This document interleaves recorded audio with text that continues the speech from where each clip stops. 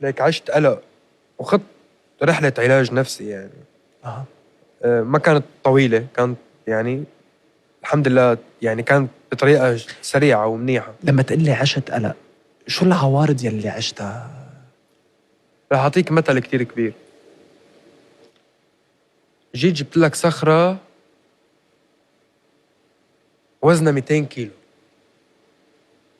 حملتك إياها، أو تعرف ما ححملك إياها، أقول لك هي بالأرض إذا أنت فيك احملها.